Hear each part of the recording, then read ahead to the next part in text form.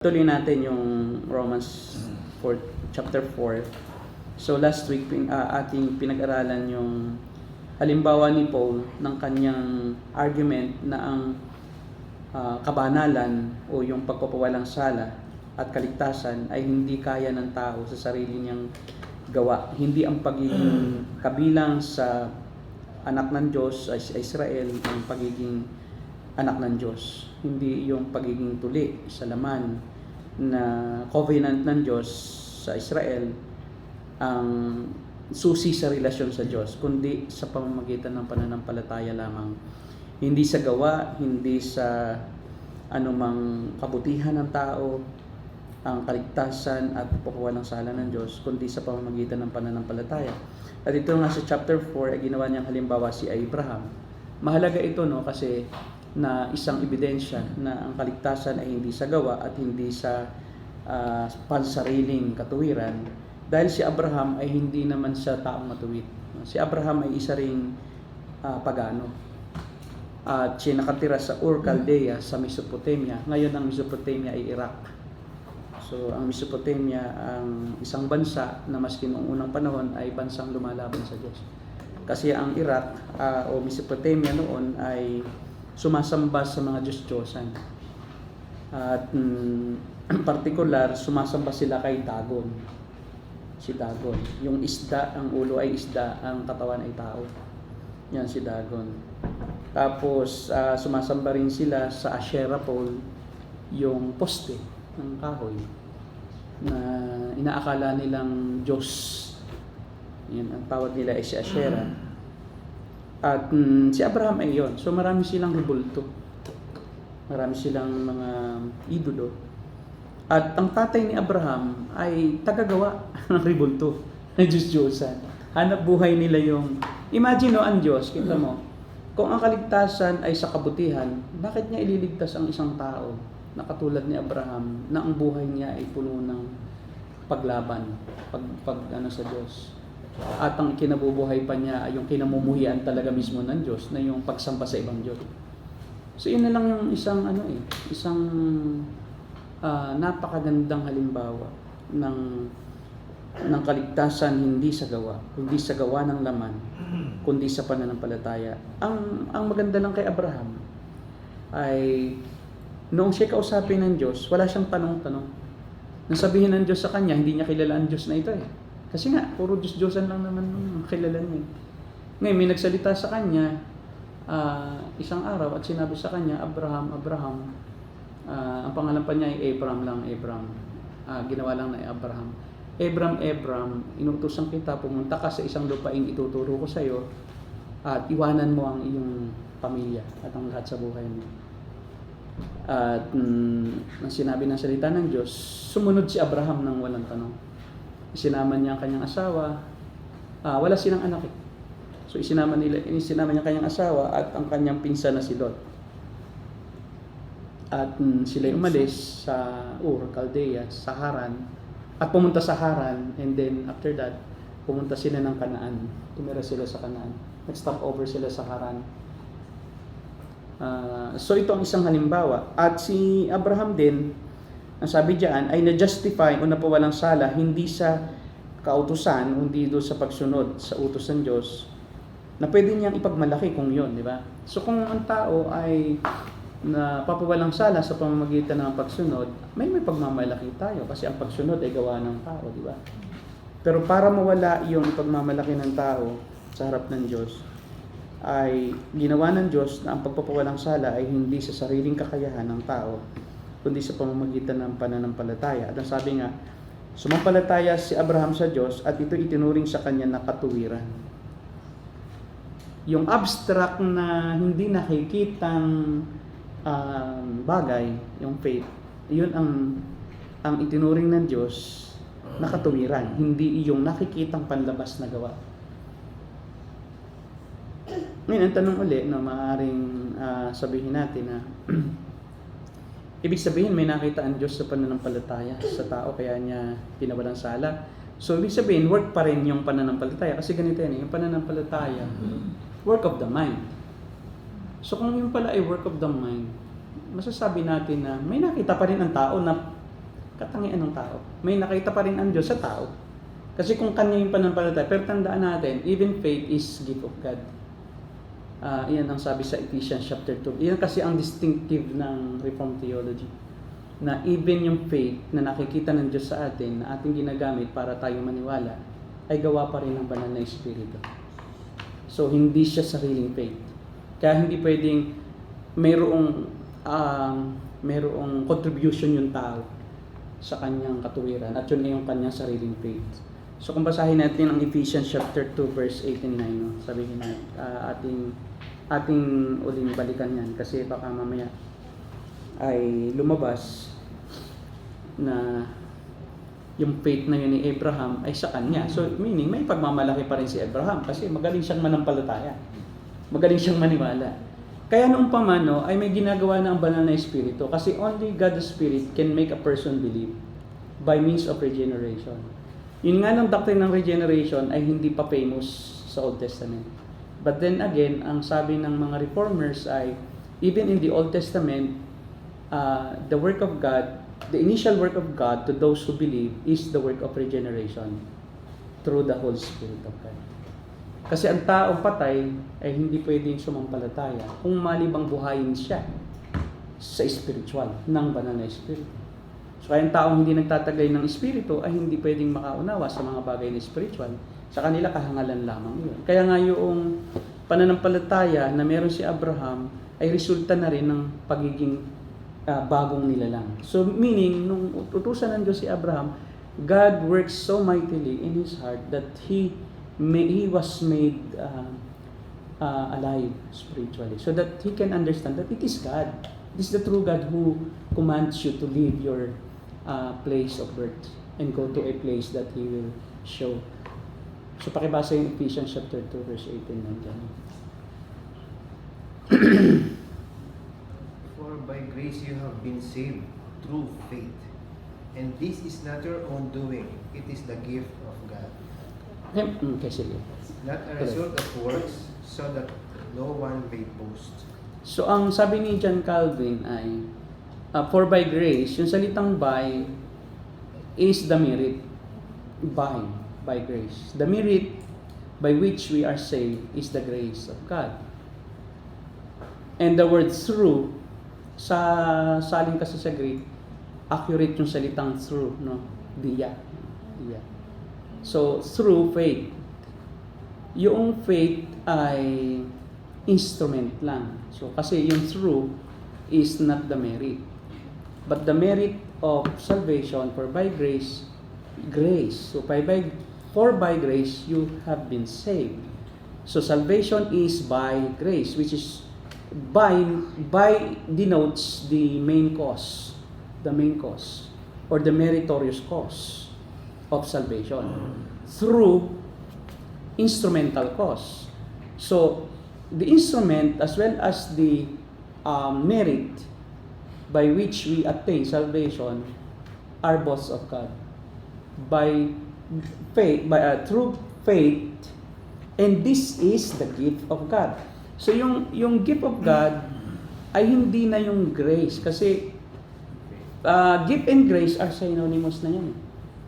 Of course, pag sinabing grace, automatically it is a gift.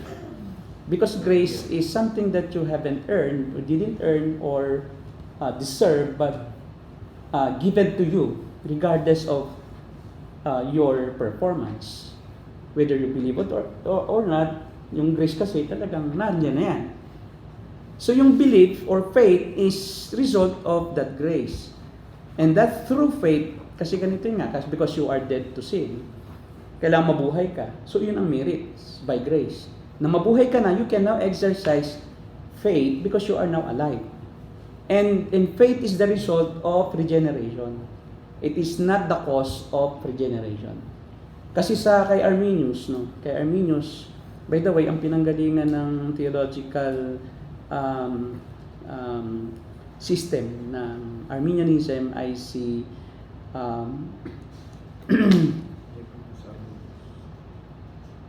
Arminius, hindi, mayroon pang si Pelagius. So Pelagius ang nagsabi na ang tao ay sinilang na walang kasalanan.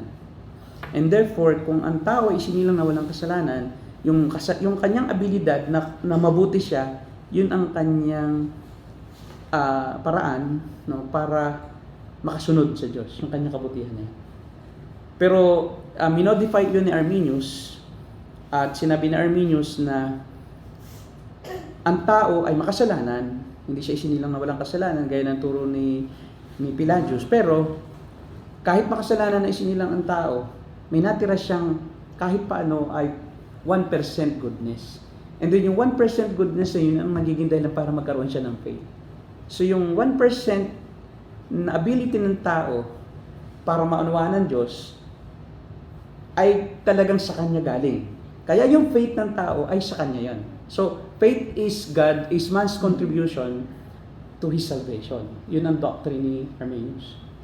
At makikita natin sa practices na, di ba, pagka ang tao ay naanyayahan sa isang pangaral, sasabihin na lumapit kayo dahil kahit naman si Jesus ay gusto kayong iligtas, kung hindi ninyo siya tatanggapin sa pamamagitan ng pananampalataya, hindi siya makapagligtas.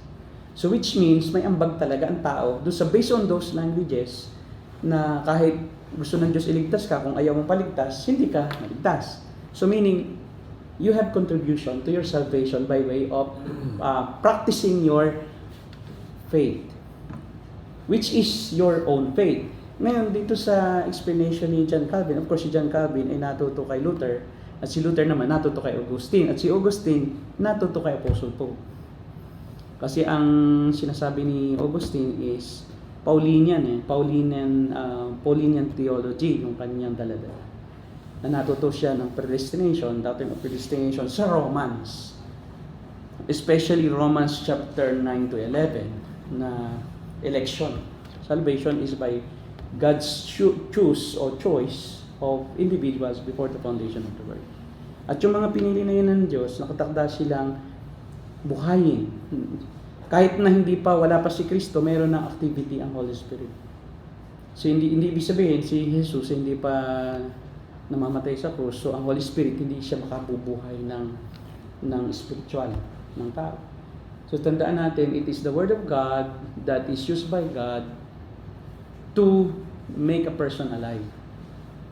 Like in the prophet Ezekiel, di ba? When God commanded Ezekiel to preach to a valley of dry bones. Yun yung picture. Sa Old Testament meron na regeneration. Yun ang picture. Na habang napipreach si Ezekiel doon sa mga tuyong buto ng tao, unti-unting nagkakalaman. Yun yung picture ng regeneration sa Old Testament. Ang salita ng Diyos, ang kasangkapan ng Diyos, Espiritu Santo, para makabuhay ng taong patay sa Espiritu, dahil ang salita ng Diyos ay buhay. Sharper than a double-edged sword. Alive and active. Na pagka ito ay pinangaral ng isang tao, sa pamamagitan ng banal na Espiritu ay titimo ito sa puso ng elect.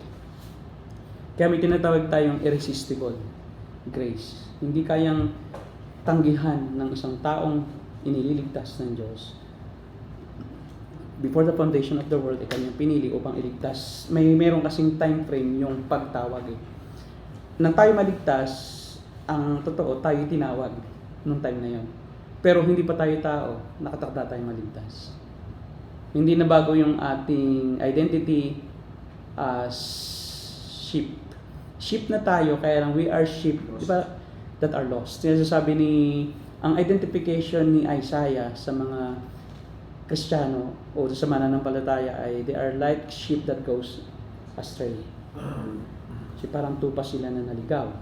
Tupa sila. Hindi sinabing they are like goats that became sheep. But they are sheep, diba, that were allowed by God to go astray because they haven't known the truth yet. So they didn't know who Christ is yet. Kaya nga, sa oras ng pangangaral, doon ang banal na Espiritu nagmiministeryo sa mga hinirang ng Diyos at sila'y bubuhayin sa taktang panahon. Pwedeng hindi pa rin. No? Sa oras na yon hindi pa yun ang time. Kasi may proper timing kasi ang Diyos sa pagbuhay ng isang mananampalataya sa Espiritu. Hindi agad Ako maraming beses akong pinangaralan, marami akong beses na nakarinig ng Ebanghelyo. Si Ate Mahit, ang armas niya ay kain, pagkain. So, iimbitahin niya ako, sabi niya, may palatok sa bahay, bilo-bilo. Yun ang kahinaan ko, yung bilo-bilo. Tapos, sige, kakain punta ka doon. So, pupunta naman ako doon. Pag nandoon ako, yun ang kanyang kain. Sige na siyang pangaral. Pero, wala lang sa akin yan. So, bilang pakikisama, nakikipag-Bible study ako, pero di ko naintindihan. Tapos, siyempre, ma-pride ako, parang nagagaling-galingan din ako na, alam ko na yan. Sabi ko, naintindihan ko yan. Pero sa totoo lang, hindi ko talaga naintindihan yun. Hanggang, ako, pinagturo na nga niya ako naging pastor-pastora na ako doon sa katakian Pero yung pinapangaral ko, hindi ko rin alam kung totoo o hindi. Hanggang sa nag-Bible study na ako, pati si Maria, pinapangaral ko pa, yung buhay ni Mariology ang tinuturo ko kasi Katoliko ako Sa Kristan ako kasi, di Mariology tuturo ko. Until sa time na ako ay matutulog na isang gabi doon sa kubo ni Kuya Into, sa tapat ng bahay nila Ate Mayet. Bigla na lang akong parang lahat ng aking mga narinig, biglang naunawaan ko sa isang iglap. Parang may biglang liwanag sa aking isipan na tinanglawan yung lahat ng bawat sulok ng aking kaisipan, ng puso ko at ang salita ng Diyos ay naunawaan ko sa isip. Yun yung time na ako ay na-born again. At sumisigaw ako doon sa loob ng kubo at umiiyak. Hindi nila alam kung bakit. Pero yun yung time na kaya ako umiiyak. Yung mga binabasa sa akin, yung mga naririnig ko, kahit nung ako'y high school pa lang, doon ko naintindihan yung for God so loved the world. Isang iglap ako yun. Oo nga no. So yun yung time na ikaw pala ay binuhay ng Diyos. So hindi sayang. Yung lahat ng ginawa sa atin o pinangaral sa atin ay hindi na sayang. Dahil yun ay mayroon pa rin meron pa rin iyong yun pa rin ay means pa rin o kasangkapan pa rin ng Diyos yun para yung lahat ng kanyang gustong ipaunawa sa atin ay magkaroon ng magkaroon ng anyo at tuluyan nating ganap na maunawaan kung ano yung plano ng Diyos na kaligtasan para sa kanyang mga himuran. At yun din ang nangyari kay Abraham. So si Abraham ay tinawag ng Diyos at yung faith na yon ay result pa rin ng regeneration dahil wala namang makakaunawa sa Diyos malibang siya ay binuhay sa Espiritu. And yet hindi nga lang payari ang doktrinang ito ng regeneration during that time. Dahil ang nakapag-explain ng maayos ng Ordo Salutis o Order of Salvation ay si Paul. Si Paul talaga. Siya ang nakapag-dissect ng kung paano tayo pinawalang sala ng Diyos. And actually, ito yung treatise niya ito yung Opus. Magnum Opus. Tama. Ito yung kanyang pinakang masterpiece ni Paul. Itong Book of Romans. Na dito niya talagang unti-unti na tawag doon inireveal. Kumbaga sa may tawag diyan yung naghihimay-himay ka. Hinimay-himay niya dito. Gulay-gulayan. O pinaggulay-gulay niya yung katotohanan mula sa umpisa hanggang huli. At ang pinakang treatise dito yung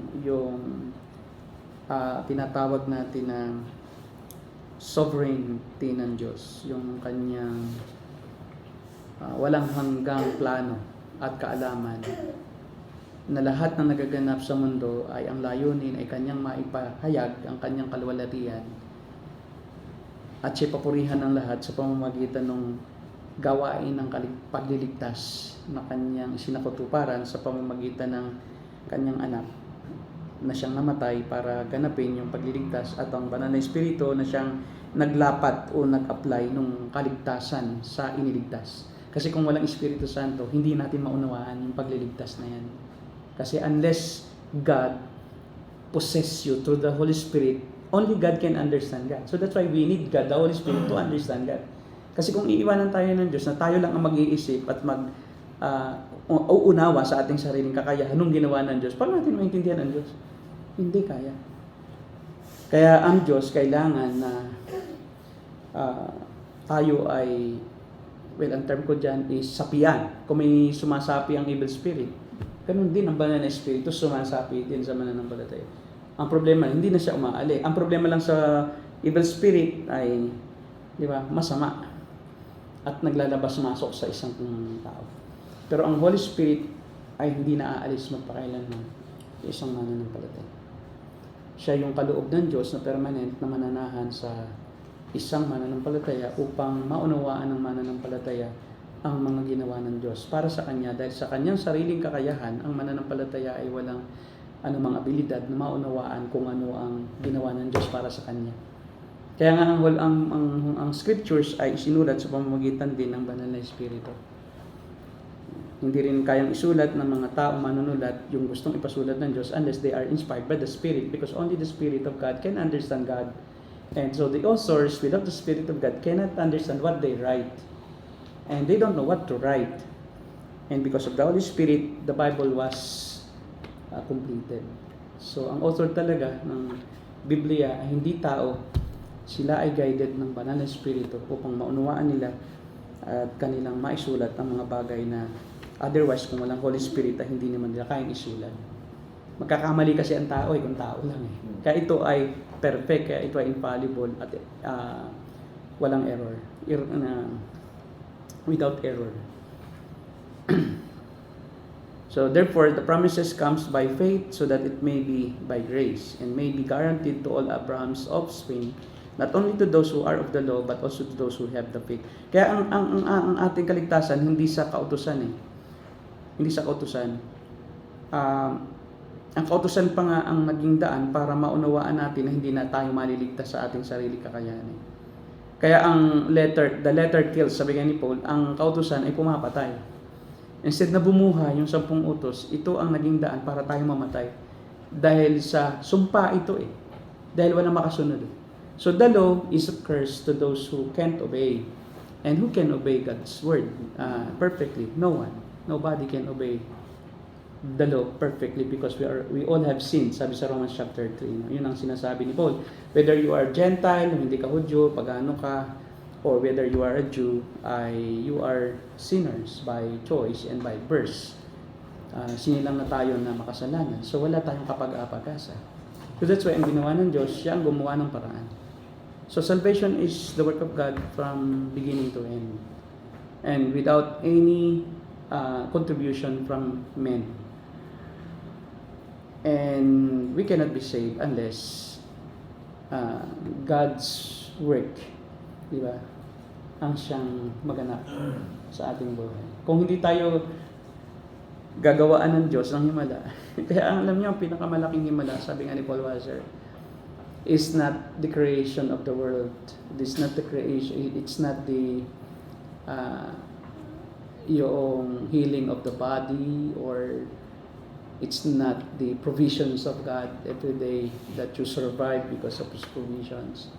But the greatest miracle of all time is the regeneration of a spiritually dead person. Sino makababago sa isang taong walang pag-asa? But it's just like creating a new person. Iba ka na. Pagka ikaw ay na-regenerate ng banal na Espiritu, born from above Ano 10. Yung word na ano 10, ginawa lang born again Pero sa talagang pinakatamang doon, born from above. Ibig sabihin, ang Diyos ang bumuhay sa iyo. It's external. Hindi ito internal na galing sa iyo. So there's an external work of God in your life, applying the miracle of resurrection of your spirit. Kung may resurrection ng katawan, meron ding resurrection ng patay kasi ang ating espiritu hindi talaga siya makaintindi. Hindi siya makaunawa. Pero binuhay tayo mula sa Diyos ang pagbuhay na ito para tayo maligtas. Kasi kung hindi natin mauunawaan, we cannot exercise faith. You can only exercise faith and only when you understand what you believe in. Wala kang ma-exercise kung di mo naunawaan, di ba? Yung faith natin ay, yung panlupang faith, ang naunawaan natin, panlupa. Yun yung atin. Meron din tayong faith, but yung human faith is only for the things of this world. Temporal things. Like for example, naniniwala naman tayo rin na itong ating inuupuan ay matibay, kaya tayo nakaupo. Diba? So, naniniwala tayo, makakarating tayo sa Divisoria. Pag sumakay ka sa jeep na may Divisoria. Pero those are temporal faith. Ang sinasabing faith that saves, or instrument of God to save our souls and spirit, ay yung saving faith na result ng regeneration. Yun yung maunawaan mo na ang Diyos pala ang tagapagligtas sa pamamagitan ng kanyang anak. At wala ka palang ambag ni katiting sa kaligtasang ito. Dahil ito'y biyaya. Hindi lamang yung ating kaligtasan ang gawa ng Diyos, kundi pati yung ating faith, gawa rin ng Diyos. Para tayo maligtas. So, the means as well as the instrument or the end as well as the means ay parehong gawa ng Diyos. Very sad na maraming mga Armenians pa rin na pastor na hindi matanggap na wala silang kahit anong ambag. Hindi ka sa tao kasi ang pride. Hindi ka sa tao ang pride. Ano ibig sabihin nun? Ibig sabihin sa dami ko nung pinaghirapan, wala pala akong nagawa. Of course, wala talaga.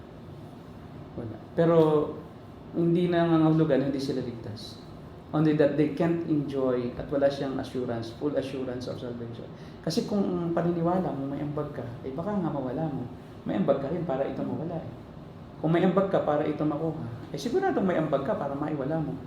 Kasi inconsistent yung wala kang naiambag para ka maligtas, tapos may ambag ka para ka mapahamak.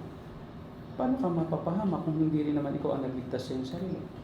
Hindi naman ikaw ang may hawak ng kaligtasan na ikaw yun may bigay lang sa iyo. Paano babawiin sa iyo isang bagay na hindi mo naman nakuha sa iyong sariling lakas? Paano mo iwawala ang isang bagay na hindi mo naman nakuha sa iyong sarili? Hindi mo nga hawak yun kasi hindi ikaw ang dahilan eh. Tapos sabihin mo, ayoko na. Ngayon, the problem is yung misunderstanding na pagka ang isang tao ay nagpatuloy sa kasalanan, nakakala na walang kaligtasan, hindi. Ang tao, hindi talaga tunay na naligtas from the very beginning. Yun ang pinakang sagot. Because a person who is chosen by God, no, in the end, talagang siya ibabaguhin ng Diyos. Ang Diyos ay gagawa ng paraan para siya magbago. Hindi rin siya. Kaya I believe that it's not only the salvation of individual elect, but also their sanctification is also work of God.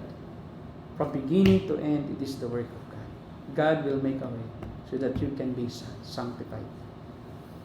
It is not you working your way to be sanctified. It is God who works in you so you can work out. It's only shown externally, but because it is God is doing something in you internally. God works in you so that you can work out your salvation. Diyos pa rin ang dahilan kung bakit tayo gumagawa sa panlabas ng kabutihan. Dahil may ginagawa siya sa atin sa kaloob-looban natin. Kaya lahat utang natin sa Diyos walang mga pagmamalaki. Kahit sino. And that doctrine is the only doctrine that glorifies God. Other than that, other doctrine, Armenian doctrine, it glorifies men, not God. Sige po, may tanong po kayo yung sinasabi ng ni Paul. It's not through the law, but it is by faith that Abraham was considered as righteous before God.